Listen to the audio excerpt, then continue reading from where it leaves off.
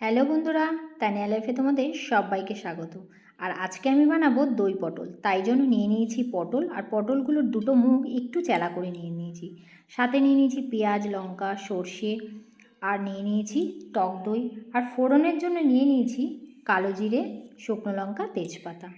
এবারে কড়া গরম করে তার মধ্যে একটু সর্ষের তেল দিয়ে দিলাম। যতক্ষণ কড়াটা গরম হচ্ছে ততক্ষণ আমি এখানে একটা মশলার পেস্ট করে নেব। দিয়ে দিয়েছি একটু সর্ষে, তার মধ্যে দিয়ে দিয়েছি সাদা জিরে, কাঁচা লঙ্কা আর অল্প নুন, যাতে সর্ষেটা তেতো না হয়ে যায়। এবারে এটা জল দিয়ে একটুখানি ভিজানো থাক। ততক্ষণ আমি পটলটা কড়ার মধ্যে দিয়ে বেশ ভালো করে পটলটাকে নাড়াচাড়া করে ভেজে নেব। আর পটলের মধ্যে কিন্তু আমি দিয়ে দেবো হলুদ আর নুন দিয়ে পটলটাকে ভাজতে হবে খুব ভালো করে। তো পটলটা একদম বেশ ভালো করে লাল লাল করে ভাজা হয়ে গেলে তারপরে আমি এটাকে নামিয়ে নিয়ে তার মধ্যে ওই তেলের মধ্যে দিয়ে দেবো শুকনো লঙ্কা, কালো জিরে, তেজপাতা। তারপরে পেঁয়াজ দিয়ে পেঁয়াজটাকে বেশ ভালো করে ভেজে নেব।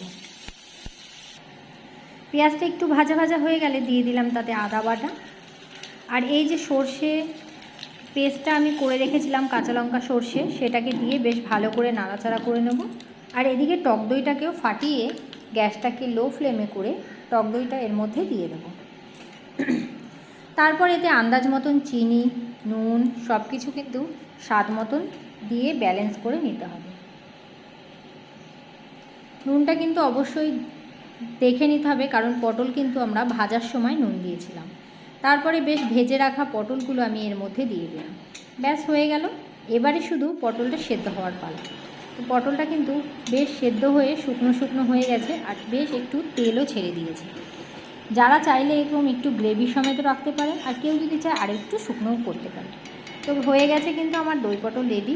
এবারে নামানোর পালা। তো নামিয়ে নিয়েছি আমি। কেমন হয়েছে দই পটলটা অবশ্যই কমেন্ট করে জানাবেন। আর এটা দিয়ে কিন্তু গরম গরম ভাতে দারুণ লাগে, আঙুল চেটে খেতে হবে।